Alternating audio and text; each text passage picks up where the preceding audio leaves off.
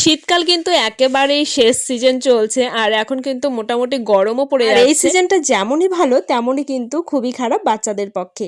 এই সিজনটায় জ্বর সর্দি কাশি তো প্রত্যেক ঘরে ঘরে লেগেই রয়েছে, আর আমার পাপারও কিন্তু প্রচন্ড পরিমাণে ঠান্ডা লেগে যার গেছে। জন্য ঘরোয়া কিছু উপাদান দিয়ে পাপাকে কিন্তু সকালবেলা এই ওষুধটা দিয়ে দিয়েছিলাম। আর সত্যি আমি কথা বলতে যখনই আমি পাপার দেখি যে এরকম ঠান্ডা লেগে যাচ্ছে তখনই কিন্তু এই ঘরোয়াভাবে আমি ওষুধ তৈরি করে পাপাকে খাওয়াই, আর এটা খুবই উপকার দেয়। Hello everyone, welcome back to my channel Abhipriya lifestyle ব্লগে সবাইকে স্বাগত জানাই। তো প্রত্যেক দিনের মতন আজকে আমি ব্লগটা শুরু করছি। তো তোমরা সকলে কেমন আছো? আশা করছি ভীষণ ভালো আছো, আর আমিও কিন্তু খুব ভালো আছি। তো আজকে আমাদের মোটামুটি রান্নাবাড়ির সব কিছু কমপ্লিট হয়ে গেছে, আর মা গেল এখন মাছ কিনতে। তো দেখা যাক মা কি মাছ নিয়ে আসে। আর তার আগে আমি এখানে দেখো রসুন পেঁয়াজ সব কিছু ছুলে রেখে দিচ্ছি। কিছুটা কালকের ভাত রয়েছে, তো ভাবছি অনেক দিন পর আজকে একটু ভাত ভাজা খাবো। তো ভাত ভাজা খেতে কিন্তু বেশ ভালো লাগে। তো চলো, তো কালকে আমাদের এদিকে মোটামুটি প্রচুর বৃষ্টি হয়েছে রাত্রেবেলা। ওয়েদারের জন্য মানে এক সময় গরম লাগছে, এক সময় ঠান্ডা লাগছে, তো যার জন্য পাপারও একটুখানি ঠান্ডা লেগে গেছে। আর এখানে বসে বসে জল ঘাটা চাই চাই। তো এতক্ষণ ধরে ওর দিদির বাড়িতে খেলা করছিল, এই মাত্র এলো, এসেই ওর দুষ্টুমি শুরু হয়ে গেছে। মানে একটা সময় সে চুপচাপ বসে থাকতে চায় না। ভাত ভাজার জন্য আমি রসুন পেঁয়াজ আর লঙ্কা এগুলো সব কেটে রেখে দিচ্ছি। তো মা আসুক তারপর আমি ভাত ভাজবো, আর সেটা কিন্তু শেয়ার করবো অবশ্যই যে আমরা কীভাবে ভাত ভেজে খাই। তো চলো ঝটফট করে এটা আগে কেটে দিই। তুমি কি করছো বাবু?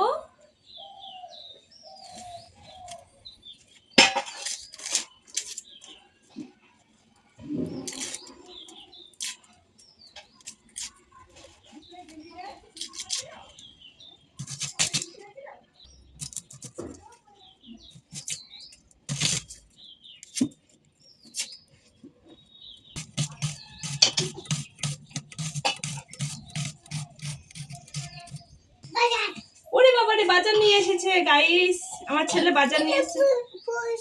ওরে বাবা, এই যে পয়সা আর বাজার নিয়ে এসেছে। দেখি কি বাজার নিয়ে এসেছে।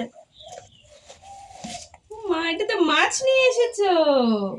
এই দে বাবা, একটা হাম্পি দাও। ওরে বাবা। তো এই যে মাছ নিয়ে এসেছে, আর আমার ছেলে বলছে বাজার নিয়ে এসেছে। আর এইদিকে দেখো গল্প করতে করতে আমার এইদিকে কিন্তু পেঁয়াজ আর কাঁচা লঙ্কাটা কেটে নিয়েছে, আর তার সাথে কিছুটা মটরশুঁটিও দিয়ে দিয়েছিলাম। আর এদিকে কিছুটা দেখো কালো জিরে ফোড়ন দিয়ে কিন্তু আমি এই পেঁয়াজ রসুন আর তার সাথে ছিল কাঁচা লঙ্কা, তো এগুলো দিয়ে কিন্তু আগে ভেজে নেব। তো ভাজার পর তারপর কিন্তু আমি ভাতটা দিয়ে নেব, আর এইভাবে খেতে না আমার বেশ ভালো লাগে। আর এখানে কিছুটা হলুদও দিয়ে দেওয়া হয়েছিল। আর এই ভাতটা কিন্তু মা ভাজছে, কারণ মা এই ভাত ভাজতে বেশি ভালো পারে, তো যার জন্য এটা কিন্তু মাই করছিল। আর সত্যি কথা বলতে বাসি ভাতের থেকে না এরকম ভাত ভেজে খেলে যেন আলাদাই একটা তৃপ্তি হয়। তো চলো খাওয়া দাওয়াটা সেরে নেই। সো গাইস, আমাদের ভাত ভেজে খাওয়া দাওয়া সব কিছু কমপ্লিট হয়ে গেছে। তো এখন এই যে দেখো মা বাজার থেকে মাছ নিয়ে এসেছে, তো এটা হচ্ছে ভোলা মাছ। তো এখন ভোলা মাছটাকে আমি ভেজে নেব, আর পাপারও এখন খাওয়ার টাইম হয়ে গেছে, ও মাছ ভাজা দিয়ে ভাত খেতে বেশি ভালোবাসে। তো যার জন্য মাছটা ভেজে নিয়ে ওকে ভাত খাওয়াবো। মাছটা হালকা করে একটু হলুদ দিয়ে দিলাম, আর লবণ দেবো না, কারণ ভোলা মাছের মধ্যে লবণ অলরেডি থাকেই, আর যদি একটু লবণ দিয়ে দেই অনেকটা বেশি হয়ে যায়, সেই মাছ আর মুখে দেওয়া যায় না। তো চলো, পিসগুলো অনেকটা বড় বড়।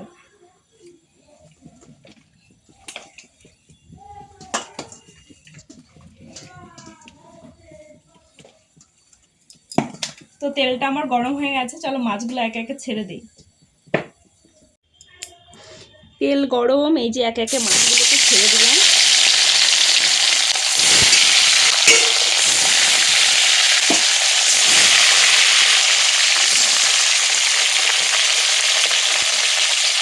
আরও কিছুটা আছে এখানে, তো চলো এবারটা আগে ভেজে নিই, তারপর পাপাকে খাওয়াবো। কাজ করতে বসেছিলাম, তো দেখে বুঝতেই পারছো কি কাজ। তো তোমরাও জানো যে আমরা কিছুদিন আগে গেছিলাম পুরীতে, আর পুরী থেকে অনেক কিছু কেনাকাটা করা হয়েছিল।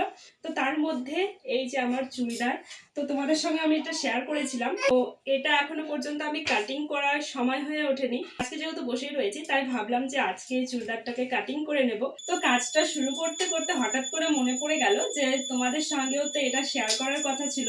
তো তার জন্যই কিন্তু আজকে আমি এটা শেয়ার করছি। আর এখনো পর্যন্ত কাটিং আমি শুরু করিনি।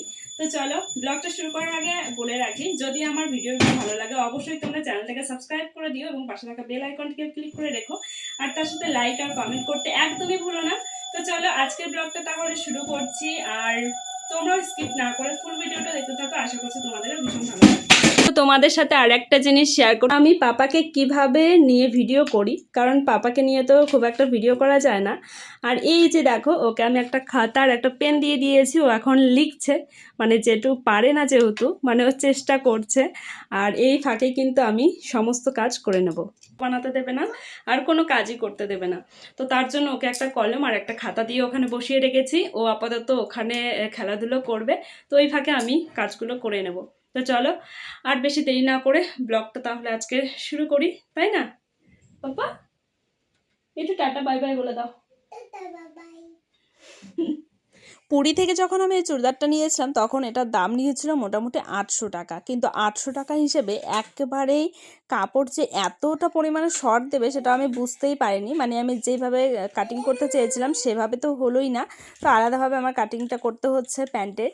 আর চুড়িদারটা মোটামুটি ঠিকই আছে, কিন্তু প্যান্টের কাপড়টা একেবারেই ছোট দিয়েছিল।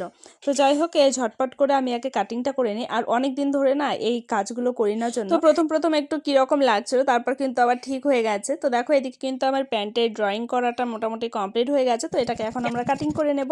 আর এই যে দেখো কাটিং করাও আমার মোটামুটি হয়ে গেছে, তো এটা সামনের পার্ট পেছনের পার্ট।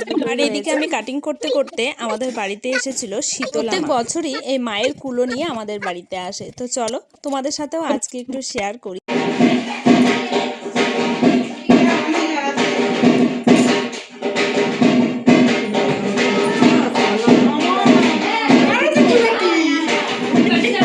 তো এর আগের দিন তোমাদের সঙ্গে শেয়ার করেছিলাম অনেকগুলো কুল নিয়ে এসেছে মা, তো সেগুলো তো খাওয়াই হয়নি, তো ভাবছি যে আজকে সেই কুলগুলোকে মাখা করব। তো চলো এখন রান্নাঘরে যাই, আর রান্নাঘরে গিয়ে সেই কুলগুলোকে মাখবো। আর কয়েকটা এই দেখো আমি নিয়ে এসেছি, কিন্তু খেতে পারিনি, তো ভাবলাম যে এগুলো আর বাকি যে ঘরে আছে তো সেগুলো সমেত আমি এখন মাখবো কুলগুলো। তো চলো কুল মাখাটা তোমাদের সঙ্গে শেয়ার করি। তো এখন যাব রান্নাঘরে, আর মা এখন রান্না করছে, এখন আমাদের রান্না কমপ্লিট হয়নি আজকে।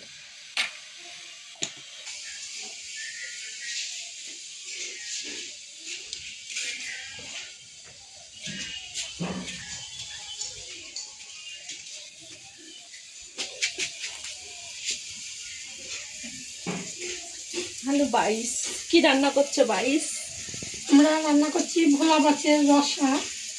হ্যালো গাইস, ভোলা মাছের রসা রান্না হচ্ছে, রসা না সরি, ভোলা মাছের হচ্ছে ঝোল রান্না করছে। তার যে মাখা মাখা হবে ধনিয়া পাতা দিয়ে, আমি আসলাম এখানে আদা দিয়ে, বাটা দিয়ে কুল খেতে। কুল মাখা করছে গাইস। এর আগের দিন দেখিয়েছিলাম কুলগুলো, এই দেখো সব পেকে গেছে। সে খাচ্ছে গো আবার বৌমা কুল কটা আনতে হবে। এইদিকে মার সাথে গল্প করতে করতে বসে পড়লাম কুলগুলোকে সুন্দর করে পরিষ্কার করে নিতে। আর এই কুলগুলো কিন্তু মা নিয়ে এসেছিল, মানে পাশের বাড়ির এক বৌদি কিন্তু এই কুলগুলো দিয়েছিল। সত্যি কথা বলতে এই কুল কিন্তু আমি খুবই ভালো খাই, বিশেষ করে মাখা। তো প্রতি বছরই কিন্তু আগে এরকম মাখা খেতাম, কিন্তু এবছরে আমি খেতেই পারছিলাম না, কারণ আমার চোখেই পড়ছিল না এই কুল। তো যাই হোক, এইদিকে দেখো ওই কুলগুলো মাখার জন্য দুটো লঙ্কা দিয়ে দিয়েছিলাম, আর সামান্য একটু চিনি, তার সাথে দিয়ে দিয়েছিলাম লবণ, সামান্য একটু তেল, আর তার সাথে কিছুটা আমি দিয়ে দিয়েছিলাম ধনেপাতা। আর ধনেপাতাটা না দিলে কিন্তু একদমই ভালো লাগে না, তো যার জন্য এটা কিন্তু আমি, যেহেতু কুলগুলো একেবারেই নরম হয়ে গেছিলো, যার জন্য হাত দিয়ে একটুখানি ভেঙে নিয়েছিলাম। আর এই যে দেখো আমার কিন্তু কুল মাখা মোটামুটি কমপ্লিট হয়ে গেছে। আর দেখো কুলগুলো দেখে তো আমার জিভে একদম জল চলে এসেছে, আর বেশিক্ষণ দেরি করতে একেবারেই ইচ্ছে করছিল না। তো চলো প্রথমে মাকে দেবো, তো মা খেয়ে বলবে যে এটা ঠিক কীরকম হয়েছে। আর সত্যি কথা বলতে মা টক খুব একটা খায় না, আর বেশিরভাগ আমি খাই, আর আমার জন্যই কিন্তু এসব নিয়ে আসে। তো মাকে বললাম একটা মুখে দিয়ে দেখো যে কীরকম হয়েছে, খেয়ে একটু বলো। তো দেখো মা প্রথমে কিন্তু খেতে চাচ্ছিল না, তবুও বললো বৌমা মেখেছে, ওই জন্য খেয়ে বলছে দারুণ হয়েছে। তো চলো আমি এখন ট্রাই করি। আর সত্যি কথা বলতে আমি যেহেতু কুল এমনিতেই বেশি পছন্দ করি, আর এটা কিন্তু খুবই টেস্টি হয়েছিল।